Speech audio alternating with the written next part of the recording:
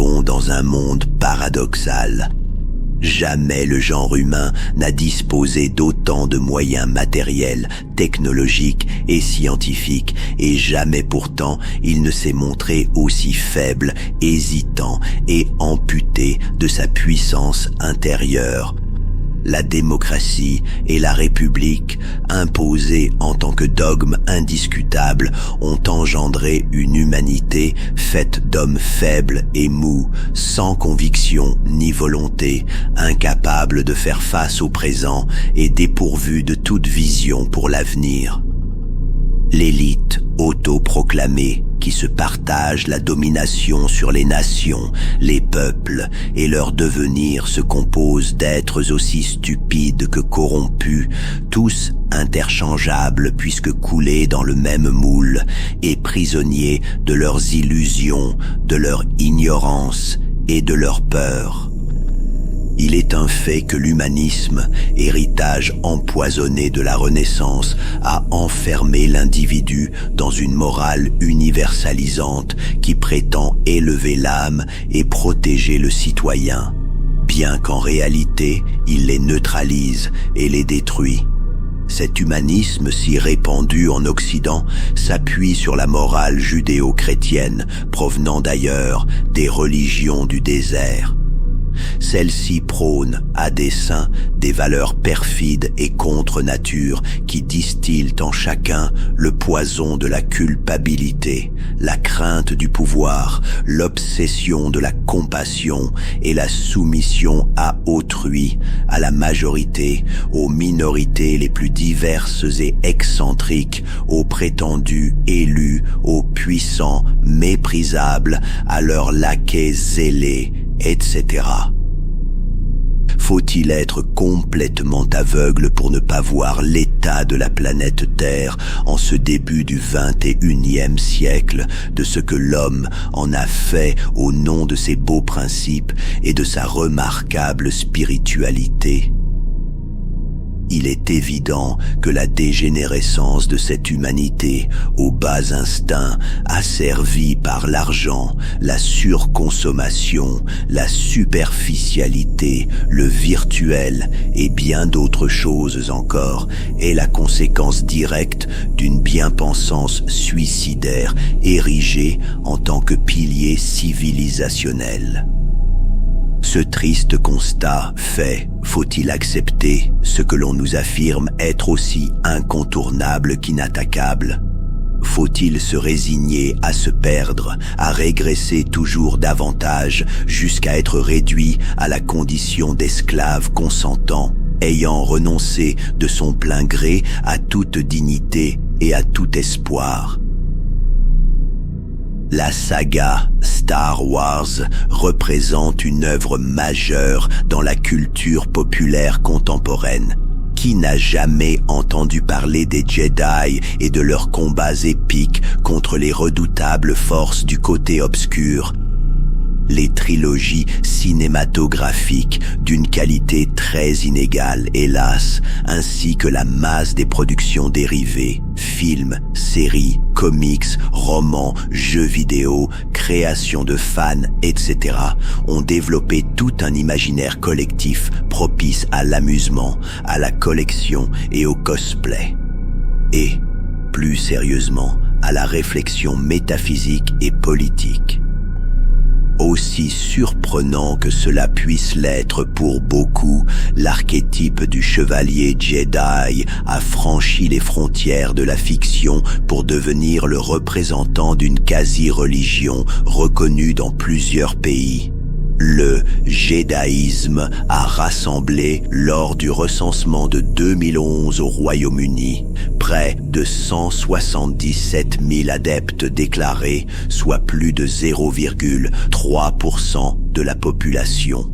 Dans l'armée britannique, 1% des soldats se déclarent ouvertement de la religion des Jedi. En Australie, plus de 70 000 personnes s'en réclamaient la même année, et en Nouvelle-Zélande, environ 20 000. Aux USA, un temple Jedi tout à fait officiel existe depuis longtemps déjà et est fréquenté régulièrement par les adeptes de ce nouveau courant spirituel aux racines multiples. Ceci n'est pas anodin et le phénomène s'amplifie avec le temps.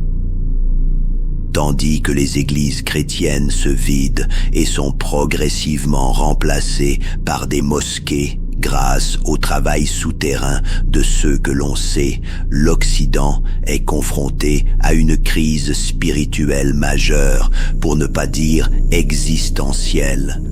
Le matérialisme suffit à combler les êtres primaires, certes, mais tôt ou tard, l'individu évolue forcément au point de s'intéresser à l'immatériel, à l'ésotérique.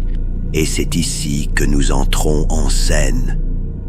Le Sithisme, courant idéologique des Sith, opposants éternels des Jedi, se dresse comme une alternative radicale à tout ce qui existe traditionnellement en matière de spiritualité, de mouvements politiques et de méthodes rationnelles relatives au développement personnel.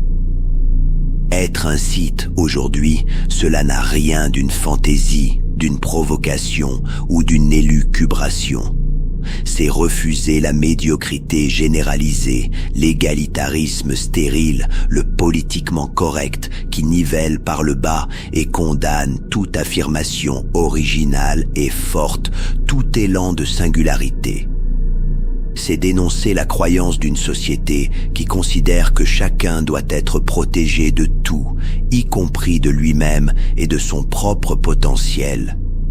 Là où le discours officiel célèbre la modération, la paix, le conformisme et le métissage des gènes et des pensées, le Sith assume fièrement son identité et sa volonté de façonner le monde à son image et selon ses désirs, la nécessité du conflit perpétuel et la hiérarchie naturelle des rapports de force. Car c'est dans la tension, dans l'épreuve, dans l'affrontement que l'individu s'accomplit et que les destins s'écrivent. La voix du Sith ne saurait être celle du plus grand nombre, la masse, les admirateurs de la démocratie, les partisans de la République, les promoteurs des droits de l'homme et autres défenseurs de la veuve et de l'orphelin se rangent instinctivement du côté des Jedi et de leurs idéaux déraisonnables. Ils ont besoin de se revendiquer du côté lumineux de la force, de se croire dans le camp du bien. Le Sith, quant à lui, se veut individualiste, pragmatique et absolu, tant dans son orientation spirituelle que dans ses opinions sociétales, dans son engagement politique et dans son mode de vie atypique et martial. Le sithisme s'affirme comme une contrepartie nécessaire, l'ombre qui donne tout son sens à la lumière. Car que serait la force sans son côté obscur? Que serait le jour sans la nuit, la réussite sans l'adversité? Que vaudrait l'harmonie sans le conflit? Le Jedi incarne l'utopie morale d'un monde pacifié, l'illusion d'un équilibre sans drame, d'une vie sereine en apparence, mais morne et fade en réalité. Or, l'étude des lois de la nature nous apprend que la vie est combat, souffrance et aptitude à prédominer, sous peine de disparaître impitoyablement. L'histoire de la civilisation humaine nous enseigne que la force, la grandeur et la création ne naissent jamais de la stagnation, mais du choc, de la domination et de la transgression. Le sithisme est donc en adéquation avec la réalité des êtres vivants. Il assume l'essence conflictuelle de l'existence. Il célèbre la volonté individuelle au lieu de l'étouffer. Il érige la puissance en vertu et la faiblesse en faute. L'enseignement que nous dispensons permet aux néophytes de découvrir la voie du Sith et de s'y engager pas à pas jusqu'à devenir maître. Maître de lui-même en premier lieu, afin de pouvoir devenir ultérieurement celui d'autrui. Darth Vader, le plus célèbre des seigneurs Sith dans la saga Star Wars, incarne cette maîtrise de soi que l'on doit poursuivre et atteindre dès lors que l'on aspire à dominer l'univers. Composé de modules complémentaires clairs et détaillés, notre enseignement aborde tous les thèmes indispensables à la compréhension de l'existence du point de vue Sith. Il fournit également les outils nécessaires au développement personnel de l'apprenti et les recommandations utiles pour mener de manière pratique une vie en accord avec ses principes lorsque l'on est engagé du côté obscur. D'un point de vue politique, il est évoqué les intérêts que nous défendons individuellement et collectivement en tant que Sith et les objectifs que nous nous fixons en tant que confrérie. Bien que nous soyons peu nombreux encore, il se trouve des Sith partout sur Terre, à différents stades de leur formation, que ceux-ci soient isolés ou constitués en petits groupes. La dimension martiale de notre enseignement vise à préparer autant le corps que l'esprit à l'affrontement. Le Sith n'est pas un guerrier virtuel et le monde ne se conquiert pas seulement avec des idées séduisantes et des paroles habiles. Enfin, la partie la plus ésotérique de cet enseignement concerne l'apprentissage de la force. Vous découvrirez et expérimenterez par vous-même ce que les religions dissimulent à leurs adeptes afin de les maintenir dans l'ignorance et la servitude. Vous explorerez sans artifice et sans duperie les pouvoirs qui sommeillent en vous et qui vous amèneront à réviser totalement vos certitudes de toujours au sujet de la vie et de la mort. Ceux qui auront le courage de suivre notre formation devront affronter leur propre obscurité, non pour la fuir, mais pour la dominer, la domestiquer, se l'approprier. Car devenir Sith, ce n'est pas s'abandonner au chaos, c'est s'élever par la maîtrise, la discipline et la détermination.